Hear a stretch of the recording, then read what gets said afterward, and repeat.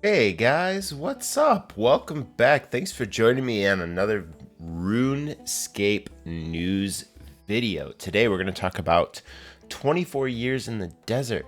Mod Juna put together an amazing timeline that's led us up to the point where we are all anticipating next Monday the release of Final Quest, and then August 4th we're going to start to fight Amascut. We're probably gonna die a lot of times. And there's gonna be a world first race. I'm excited. I hope you guys are excited. Again, my name is Bio. If you have not subscribed yet, consider hitting the subscribe button and the like button. That helps me out a ton. But without further ado, let's go ahead and jump right into this. Kahardian, the Golden Sands, Legacy of Timukin. I don't know. We're going to try and pronounce these things. If any of you know how these are actually pronounced, you want to put that in the comment section down below. Please educate me, but I'm going to do my best here. The Kahardian Desert stretches vast and unforgiving, a land steeped in ancient history, hidden secrets, and enduring conflict. On July 28th, it's going to become a stage for a climatic final showdown in Eclipse of the Heart, the epic conclusion to a quest line that's been quietly building since the early days of Runescape. Amascut has issued an ultimatum: surrender the last light of Timukin before the new moon, or Minifos will fall into darkness. You have to rally your allies from the desert citizens to the lesser gods of Minifite Pantheon to stand against the goddess of destruction and her armies and fight for the fate of the world. Eclipse of the Heart marks the long-awaited finale of one of the RuneScape's oldest and most beloved storylines, a saga that's spanning over 24 years. What began as a simple mission to rescue Prince Ali's grown into a sprawling journey through time, unearthing forgotten gods, exposing ancient betrayals, and shaping the very fate of Gielinor itself. Along the way, you have forged alliances, faced unimaginable dangers, and uncovered truths buried beneath the shifting sands. Now, as the ominous eclipse casts its shadow over the city of Minifos, the desert's timeless sands stir with anticipation. So when you're ready, where do you start? You ascend the steps of the Golden Palace and meet with Pharaoh Leela and begin your plans to stop Amascut. Requirements to start the quest: you need to have completed Pharaoh's Folly, yet 90 Necromancy, and 65 Agility. While those might not sound too bad, we hope that you've been keeping up on your quests, because to access Eclipse of the Heart, you'll have to have completed over 50 quests. True classic RuneScape style. The path is filled with numerous intertwined moments, including outliers like Ernest the Chicken and Gertrude's Cat, which are narratively essential for returning the monkeys to the desert and communicating with the Sphinx, but you wouldn't guess that from the quest title. So ahead of the launch of Eclipse of the Heart, we want to take a moment and reflect on the rich story that brought us here. Not just the quests that have shaped this epic journey, but also the game updates that have been quietly sculpting the ever-shifting sands of the Kahardian Desert over the years. From early hints to major revelations, every step has built towards this defining moment. A massive shout out to Mod Juna, who, like her namesake, is a scholar of lore and has done all this intrepid research into both the desert and the story surrounding it, helping pull all these bits of info together. Timelines in the sand. The story is expansive with countless threads woven across years of lore, characters, and quests. While we could easily spend all day exploring every intricate detail, this summary tries to focus on the most essential elements currently at play, highlighting the pivotal moments, key players driving the narrative forward, and changes that were happening in the desert. In 1999, we had the first grains of sand. The desert was part of the world even before RuneScape became RuneScape, appearing on the original world map designed for Andrew Gower's first game, Devious Mud. Although it wasn't implemented at the time of release, the map featured a familiar sounding city, although it was missing the H. In 2001, RuneScape Classic, what is now known as RuneScape Classic, is released, and although only a small part of the desert is available, El Kharhid opens as RuneScape's first desert city. It features shops selling scimitars, plate legs, silk, kebabs, and the Prince Ali Rescue quest debuts as the 10th ever quest. The El Kharid Gate wasn't added until the 11th of June, meaning players could cross between El Kharid and Lumbridge for free after completing Prince Ali Rescue. No toll, no problem. Amascut was the first deity we had direct interaction with, although they were disguised as Lady Kelly. A quick side tangent, while Prince Ali Rescue is the kickoff point for the story narrative, it was updated in 2012 and became the quest Stolen Hearts. To keep the timeline in order, we're going to mention Stolen Hearts now and talk about 2012 a little down. Stolen Hearts. We meet Ozin and Leela and are swept into a kidnapping plot of princely proportions orchestrated by the criminal mastermind Lady Kelly. However, everything is not as it seems. Diamond in the Rough. Leela's father Osman, a spy master and key figure in the events to come, sends you and Ozin to rescue Prince Ali. In doing so, you confront Lady Kelly and uncover an important truth about what lies ahead. The Devourer has many faces. In 2003, turning up the heat, we're still in the RuneScape Classic era, and we receive more desert content with the release of the Tourist Trap quest. This update opens up the Shanty Pass, introducing the desert heat mechanic and several new camps to explore. Like the wilderness in Kaharazi Jungle, the desert never made it onto official world maps. It only featured on fan-made versions, so underground. The desert heat mechanic, designed to gradually harm players, broke just 3.5 months into launch in the RuneScape Classic, and it was never fixed until Mod Lycos patched it 30 days ago for a screenshot. 2004, Cal Fight Me in the Duel Arena. RuneScape 2 is released and the game begins to look much more familiar, especially if you're an old school RuneScape player. One major update introduces the now somewhat infamous Duel Arena. At the time, however, it offered a one-of-a-kind PvP experience with customizable rules, which was a rarity for that era. The Calphite Hive also makes its debut, bringing with it the formidable Calphite Queen, the second ever lootable boss after the King Black Dragon. If you climb atop the Duel Arena and talk to certain NPCs, one might yell, "Keep fighting, it's just a flesh wound," which is a nod to Monty Python and the Holy Grail. The Calphite Queen originally only used magic and melee. A ranged attack was added later to stop players from effortlessly camping her. Brutal. 2005, laying the foundation. The desert truly begins to expand this year with numerous map additions, an entire month of desert themed releases in April. During this year, Polnavich, Menefos, Sophanum, and Narda are all added to the map. An expanding region was officially named the Kahardian Desert.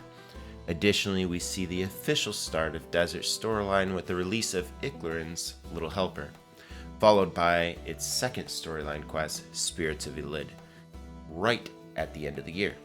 When replacing the Canopic jar in the tomb, the examined text quotes Monsters Inc. "Put that thing back where it came from, or so help me." Menefos and Sophanum are nearly Simnorgalips, words that reverse into others, but the PH was cheekily kept intact to keep them pronounceable. And for the people who have anxiety around spelling, here's a completely relevant example of a Simnorgalips. Desserts, spelled backwards, is stressed. Iclarin's Little Helper. In the deep south of the desert, unrest brews and the city of Menephites is sealed shut. As you seek entry into Sophanum, you become entangled in a deadly sibling rivalry and begin to realize that your actions are no longer entirely your own. In 2006, Agile Tomb Raiders.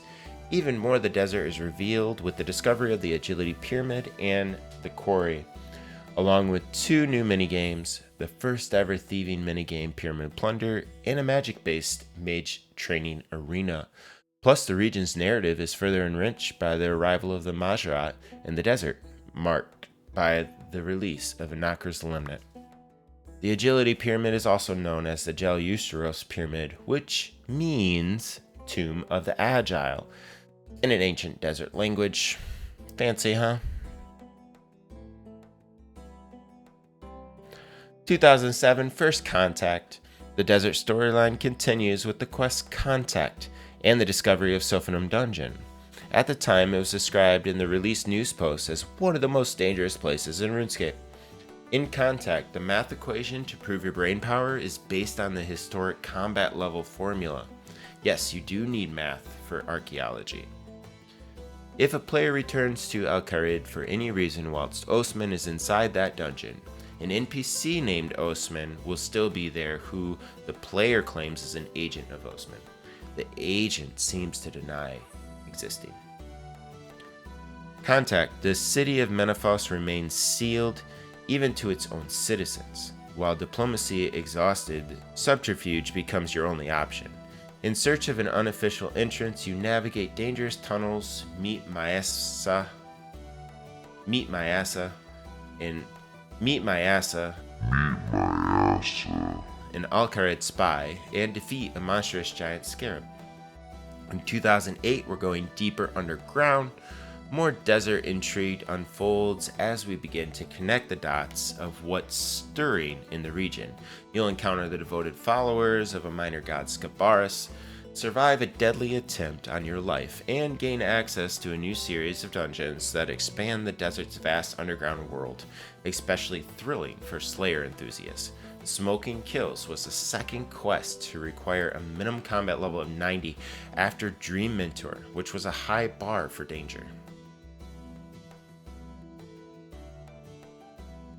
Dealing with Scabarus, you uncover the lost city of Ulick and confront the high priest of Scabarus and his frenzied followers, yet something is clearly wrong. Their minds have been twisted, their devotion distorted, and all signs point to a familiar figure behind the corruption. Familiar figure behind the corruption. Smoking Kills. Moved by compassion, you attempt to rescue on behalf of a grieving sister. But once again, nothing is as it seems. Amascut, weary of your interference, twists your goodwill into trap and delivers the near fatal reminder to choose your allies carefully. So from this point, we're going to pause from this news post and we're just going to talk about Amascut for just a second. So Amascut is Iclarin's sister. Iclarin is the dog. Amascut is the cat. And these are the pet animals of the mom, Lindis, and the dad, I think, Timunkin, who wanted children and turned their animals into, more. So, Timunkin gave some of his power away to Iclarin and Amascut. At some point, Amascut and Iclarin mess up, and they get basically punished with the job of managing the underworld. So Amascut and Iclarin together were working to help souls after they passed to either pass on or be entered in for reincarnation. So if they were passing on, they would follow Iclarin, and if they were going for reincarnation, they would follow Amascut. However, at some point, Amascut decided that she no longer felt that people should be reincarnated and instead started devouring their souls. And so we know Amascut as the Devourer for that reason, because her followers in the desert realized that she was devouring souls, and they started that nickname for her.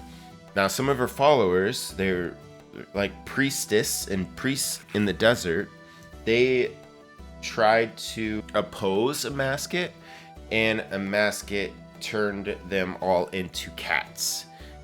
And that is why Amascut is scared of cats, because Amascut doesn't know if those cats are her old followers or if they're actually feline. Amascut is a shapeshifter. She can turn into humans like Lady Kelly, and she can also do mind control. And now we'll pick back up where we left off. The desert expands further, and we all learn a new word, mastaba. A tomb similar to a pyramid but flat rather than pointed. we also begin to receive some truly foundational lore about the region's history in Missing My Mummy. This quest not only explores the background of the desert itself, but also starts connecting the threads from Gilinor's wider history.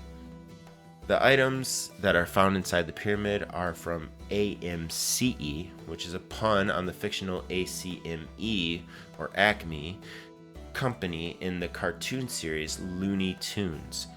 Missing My Mummy. Rumors of a newly uncovered ruin lead you to restore Queen Sinlinton, a long-dead pharaoh, with first-hand knowledge of the land's ancient past. As her memories return, a clearer picture of history begins to emerge, revealing powerful implications for the present. 2010, we have Chimp Ice with a Flake. In this quest, Do No Evil, we bring monkeys back to the desert and cross over another storyline by seeking support from the monkeys of Ape Atoll. This leads to the introduction of a new location, the Monkey Colony, and marks the first time we come face to face with one of the 4 minor desert gods we've heard so much about, Apemkin. Talking to the wise monkeys in game, one sings, "Born from an egg on a mountaintop, the punkiest monkey that ever popped," a line from Monkey Magic based on Journey to the West.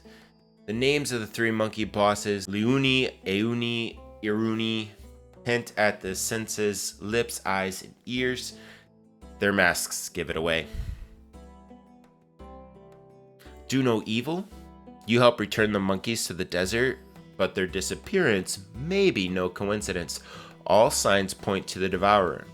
By thwarting her schemes once again, you restore balance and awaken one of the 4 lesser gods of the Mennephite pantheon. 2012, Evolution of Ali.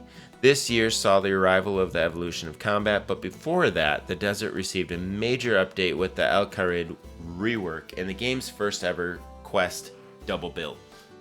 This update introduced the lovable rogue Ozin and the reimagined Prince Ali rescue. Both quests were fully voice acted, giving voices for the first time to long-established characters like Leela and Osman over a decade after their original appearances. The original name for Stolen Hearts was Ozin's 13, which is a pun on Ocean's 13. The Arabic text on the banner for Stolen Hearts, Diamond in the Rough double bill, translates to Ozin in Quest. Factual correct marketing. 2015, we have the touchdown of Tuska. This year brought many changes to the desert following the world event Tuska Comes. After her body crash lands next to the region, this event introduces a new distraction and diversion called Anima Islands, and through the quest Call of the Ancestors, welcomes the new settlers to the desert, the Gobies. Previously, there was a glitch where if the player teleported off Tuska's head before stabbing her, they would retain a moon gravity walking effect in the regular game areas. With the Ring of Visibility equipped, players can also see Soren, a missionary of Zaros, on Tuska's back. He insisted Zaros was just observing, which is a bit creepy. Every member of the dev team, The Watch, who worked on the Gobies of Amascut had a Gobi named after them. That includes Kyle, Mod Ramen, Deglin, Mod Deg, and Fred, Mod Avatar.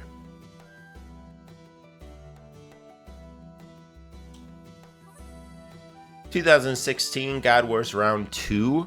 While not directly tied to the desert's own storyline, the area's importance to Gielinor is further emphasized as it becomes the location of the Heart of Gielinor and God Wars Dungeon 2. In the lobby area, if no one enters the arena, Grigorovic will repeatedly say, "I'm so lonely," until someone enters. Helwer is Welsh for hunters. In 2017, opening the Golden Gates. After 12 years of being sealed, Mennephos finally opens in one of the biggest expansions ever to come to the game. The update launched with 4 new quests, a bustling city to explore, and a new Slayer dungeon, and an increased level cap to 120. It also introduced new skilling methods through shifting tombs, multiple distractions and diversions, and a slightly contentious reputation system. After the 9th of August update, players could open the northern Mennephos Gate but only move 1 game square into the city. So close, yet so far. Ask Ozin how he snuck into the city, and he'll say, long story involving bribery, a wig, and a pink skirt. Just a cheeky throwback to Prince Ali Rescue. You might have already noticed, but there's a clever connection between the Desert Quest titles after Ozin's introduction. They each feature a playing card suit, Stolen Hearts, Diamond in the Rough, Jack of Spades, and Fight Club, all following the playful theme.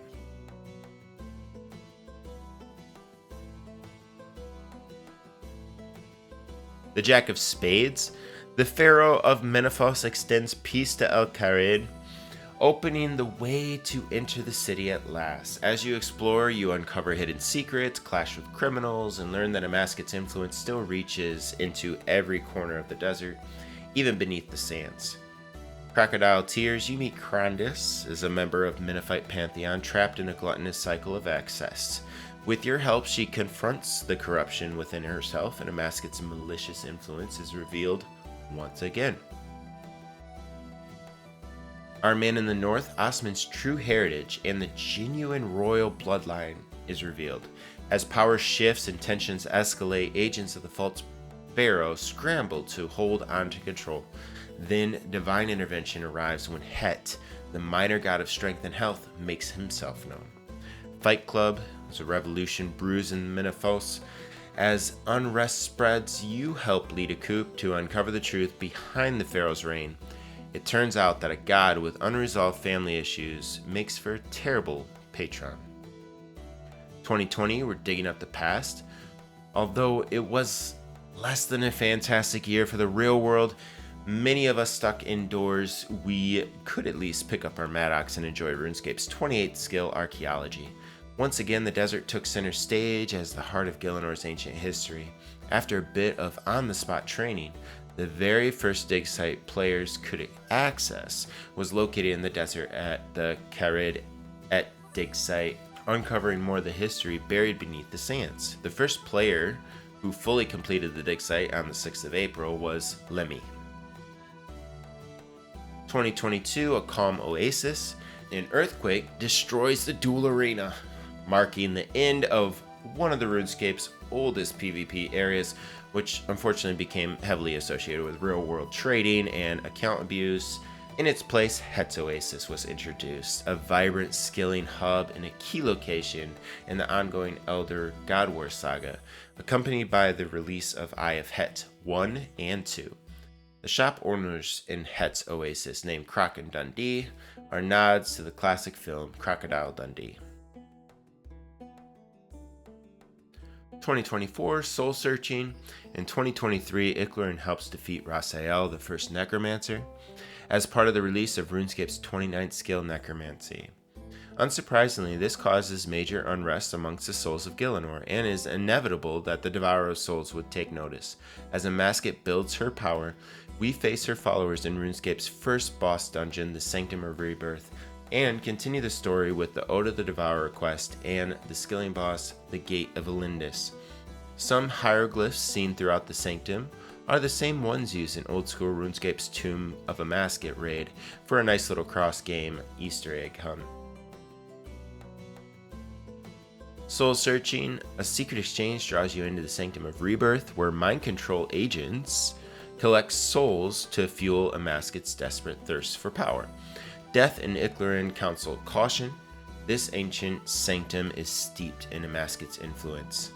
Ode of the Devourer, soul devourers descend on El Kharid, leaving a curse in their wake. Together with Iclarin and the reluctant Majrat Zemarigal, you cleanse the corrupted Gate of Elindis and escape the clutches of the Avatar of Amascut. But the true scale of her ambition soon becomes clear. 2025, Shifting Sands. We now make a true and long-awaited return to the desert with the official continuation of the main storyline in the aptly named series Return to the Desert. With 3 new quests and the addition of brand new Slayer Dungeon, the narrative finally reintroduces Scabarus himself, 17 years after players first encountered his Ignamic followers back in 2008. As the sands shift once more, the stories of the familiar characters advance, long dormant threads begin to intertwine, and the path towards climatic final confrontation begins to take shape. The glyphs on the two obelisks at the front of the Temple of Isolation read "No Cats" in ancient Carandian, fun nod to the wards keeping Amascut at bay. Beneath Scabarus Sands, under orders from Osman, the new pharaoh, you set out to find Scabarus, the god of isolation, before Amascut does. But Osman's arrogance reaches its peak when he betrays his people and tries to kill Scabarus in a misguided attempt to stop the destroyer. You thwart both Osman and Amascut, but her endgame is already in motion. Pharaoh's folly, as Osman clings to power after his betrayal, you reunite with Osin from Free Leela and plan another coup. This time, the battle moves to the courtroom, where you prove Osman unfit and Leela claims the throne. Yet, the victory is bittersweet, for Amascut's ultimatum looms ever closer. What lies ahead? Eclipse of the Heart drops July 28th. Amascut has issued an ultimatum: surrender the last light of Tumken before the new moon, or Menaphos will fall into darkness. You must be prepared to stop her. Then on August 4th, the full boss version of Amascut, Goddess of Destruction, will be available to challenge. You can join us live on Twitch as we host a race to world first to watch the best players challenge her on a special race to world's first difficulty. If you guys enjoyed this content, please consider hitting the subscribe button. It helps me out so much. Hit the thumbs up and leave me a comment down below letting me know what you are looking forward to with this finale, and will you be participating in the world's first race against Amascut. Till next time, my name's Bio. I will see you guys in the next one. See ya.